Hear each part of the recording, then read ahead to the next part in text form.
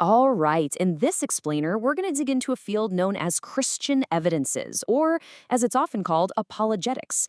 We're going to look at what it actually is, and maybe more importantly, why it even exists, all based on our source material. So let's jump right in. This whole topic really boils down to one fundamental question. We tend to think of faith as this deeply personal thing, right? So why on earth would anyone feel the need to construct a logical argument for it? It's a great question, and our source material sets out to give us an answer. So to really understand the why, we first have to get a solid handle on the what. Let's take a second to define a couple of key terms that are absolutely central to this whole conversation. Okay, first up, the big one, apologetics. Now, when you hear that word, you might think of apologizing, or maybe being argumentative. But according to the source, that's not it at all. The idea here is about creating a dialogue, using rational persuasion to present a thoughtful defense for what you believe to be true. So then, Christian evidences is basically a specific branch of that bigger tree. It takes that same method, forming rational arguments, and zooms in, applying it directly to the core ideas and claims of the Christian worldview. All right, so now that we have those definitions straight, let's circle back to that big question. What's the point? Why do this?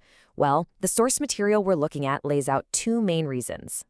The first big argument really centers on the concept of free will.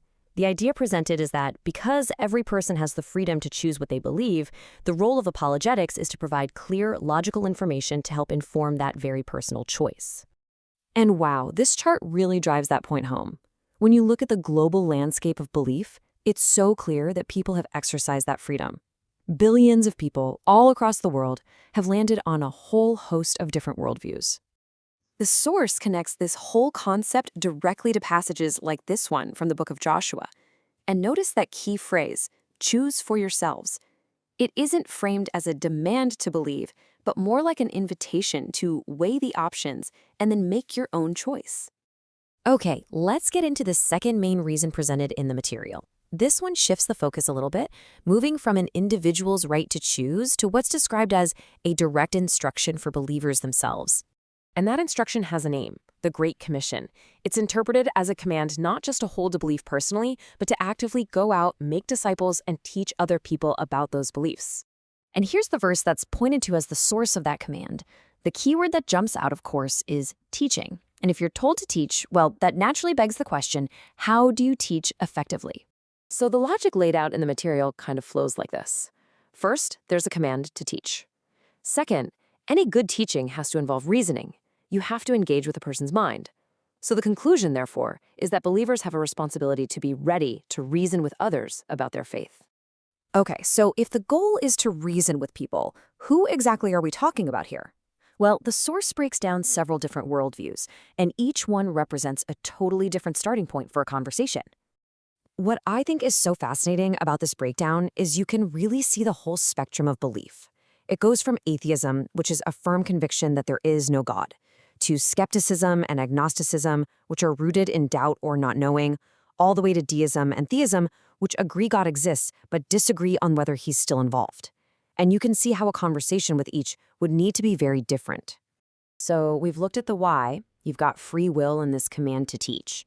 But the source material argues that it goes even deeper, and it highlights several passages that it interprets as direct biblical calls to use reason and have a defense ready. I mean, take a look at this verse from Isaiah. It's presented as a direct invitation from God himself to humanity, saying, let's talk this through, let's reason together. It's framed as this open call, which suggests that this process is for anyone, no matter where they're starting from. And then, here in the New Testament, that instruction gets even more specific. The text says to always be ready to give a defense, an apologia in the original Greek, which is literally where we get our word apologetics. So if someone asks you why you believe what you do, this is presented as the call to have a thoughtful answer prepared. Then you have someone like the Apostle Paul, who's quoted here taking it even another step further. He describes himself as being appointed for the defense of the gospel. For him, it wasn't just something to do when asked. He saw it as a core part of his entire mission. So, when you put it all together, the big takeaway the source material is building toward is this. The whole point of Christian evidences is to foster what it calls a reasonable faith. It's not about just taking a blind leap in the dark, but about building a belief system on a logical foundation that you can actually explain and share with other people. And, after exploring this whole idea of a rational approach to belief, it kind of leaves us with a much deeper, maybe even more personal question to think about, doesn't it? What really is the relationship between these two things? Where does the path of reason stop, and where does the journey of faith have to take over?